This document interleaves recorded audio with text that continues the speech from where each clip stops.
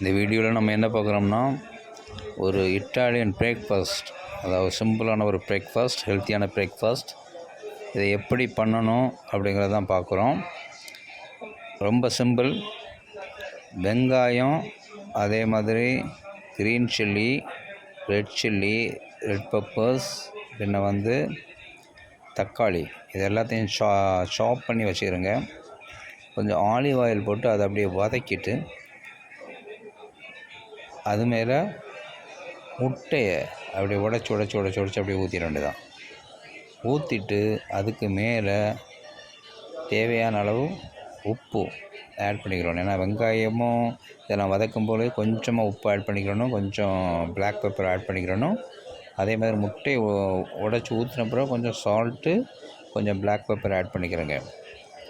அதுக்கு பிறகு அதே மேலே நீங்கள் சீஸ், எந்த சீஸ் அவைலபிளாக இருக்கோ, மொசரல்லா சீஸாக இருக்கட்டும், செட்டார் சீஸாக இருக்கட்டும், எந்த சீஸ் உங்கள் கையில் அவைலபிளாக இருக்கோ அந்த சீஸை நீங்கள் கொஞ்சம் உங்களுக்கு தேவையான அளவுக்கு மேலே ஸ்ப்ரெட் பண்ணிக்கிறேங்க.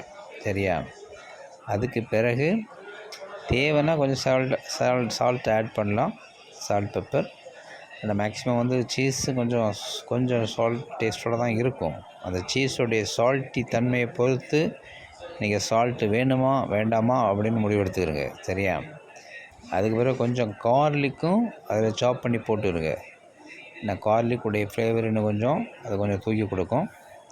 போட்டுட்டு இந்த சீஸு, கார்லிக்கு, வெங்காயம், தக்காளி, முட்டை, இது எல்லாமே ஒரு ஹெல்த்தியான ஒரு பிரேக்ஃபாஸ்ட்டு. இதை நீங்கள் கொஞ்சம் அவனில் வச்சு கொஞ்சம் மெல்ட் பண்ணிக்கிறங்க. சீஸை போட்ட உடனே கொஞ்சம் அவனில் வைங்க. அப்போ தான் கீழே ஃப்ரை பேனில் ரெடி பண்ணுறீங்க, இந்த ஃப்ரை பேனை தூக்கி அப்படியே அவனுக்குள்ளே வச்சுருங்க. இந்த சீஸ் எல்லாம் போட்டு கிரேட் பண்ணி மேலே போட்ட பிறகு அது கொஞ்சம் அவனில் வச்சு கொஞ்சம் ப்ரௌனிஷ் ஆக்கிடுங்க மேலே. அப்போ இன்னும் டேஸ்ட்டாக இருக்கும். சரியா? இதில் கொஞ்சம் கார்னிஷ்காக இந்த பெசில் ஆட் பண்ணுறான். பெசில்னால் துளசி இலை இருக்குல்ல, அந்த ஃபாரினில் உள்ள துளசி இலை, இது அந்த பெசில்னு சொல்லுவோம்.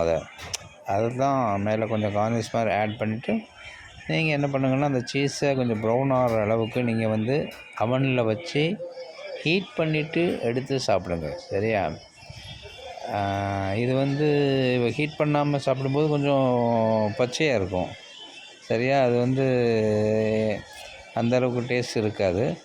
அதனால் நீங்கள் ஃப்ரை பேனில் ரெடி பண்ணாலுமே அதை ஒரு 5 மினிட்ஸ் அவனில், சரியா, ஹீட் வர மாதிரி உள்ளே வச்சிங்கன்னா இன்னும்